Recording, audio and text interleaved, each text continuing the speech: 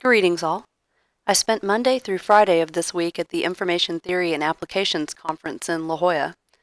It was like Nerd Paradise Day Camp, and I have a ton of great stories about entropy, comm theory, coding, and the application of info theory to elections, genomics, phylogeny, game theory, machine learning, recipe composition, neural nets, 5G, and many other fields. I'll save the funny stories for when we meet in person. So about Phase 4. This week we had our second phone conference with AHA, or AHA. Representatives from AMSAT and Virginia Tech were on the call. Discussions continued about using cores from AHA on the Phase 4B spacecraft. These cores would allow us to fully utilize the DVB-S2X standard on the transmitted downlink. Implementing this standard on the space segment dramatically reduces risk, reduces schedule, and increases satellite payload capability.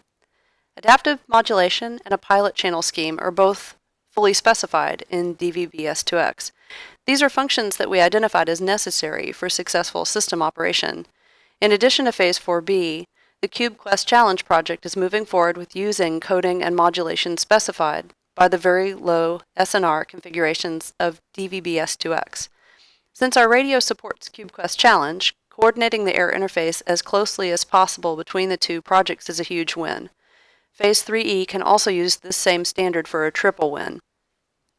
Our job as Phase 4 ground is to design an open-source amateur radio implementation of the DVB-S2X standard. Efforts to achieve a firm commitment to this standard from the space segment team successfully continued during the week. We were able to move from enthusiasm to agreement in talks with Dr. Jonathan Black and Dr. Robert McGuire. The working copy of the air interface has been updated with OQPSK for our uplink and DVB-S2X for the downlink. What does it mean to say we're using DVB-S2X? Well, it specifies physical layer and data link layer protocols. When we say physical layer, we mean literally what's traveling along physically through the air. The standard specifies what type of waveforms are allowed. There are a variety. DVB-S2 specified QPSK and 8PSK for broadcast applications. You can use these modulations in nonlinear transponders that are driven near saturation. The standard also allows 16 APSK and 32 APSK. The X in S2X of DVB-S2X adds additional coding and modulation for the top end for powerful clean channels and at the bottom end for very low SNR conditions.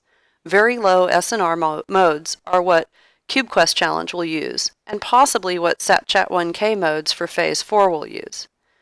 Source data is organized in useful ways by the data link protocols in the standard. We're using something called generic stream encapsulation. After this stage, the data is given forward error correction. The standard specifies the type of forward error correction coding and the allowable rates. The particular coding used is concatenated LDPC BCH code.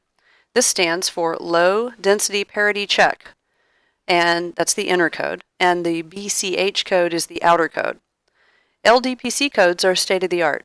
Getting familiar with them provides a tremendous educational opportunity for all of us.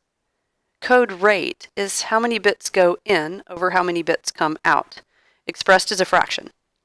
A small amount of coding is sufficient when you have a strong, clear channel. A large amount of coding helps to make your data durable if it has to go through a messy, noisy channel. There is a list of code rates, at least 11, in DVB-S2 to choose from, ranging from 1/4 to 9/10. The important idea here is that when your channel changes, the code rate is allowed to change. We aren't stuck with worst case and end up leaving throughput on the table on a hugely expensive resource.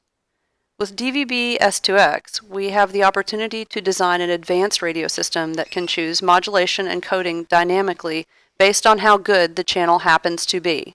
This means we can handle many communication challenges that we otherwise would not be able to address, including a greatly expanded range of radio capability, how well the dishes are pointed, noise, interference, and anything else that might get in the way. This is not a scary standard. It's essentially, hey, organize your digital data like this, and then use this forward error correcting code. Support the use of these particular code rates.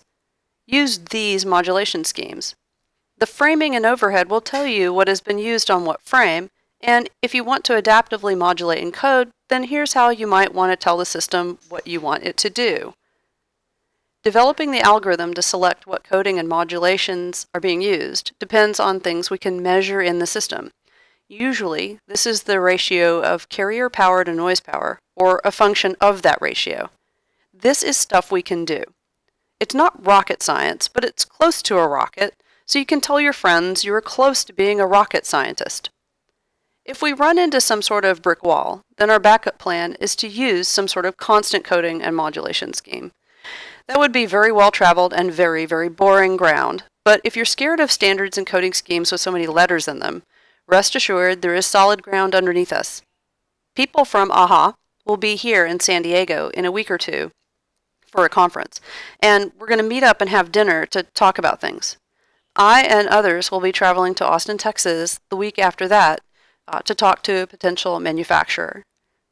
We need people that either have FPGA experience or are willing to learn. Either one. You do not have to be an expert.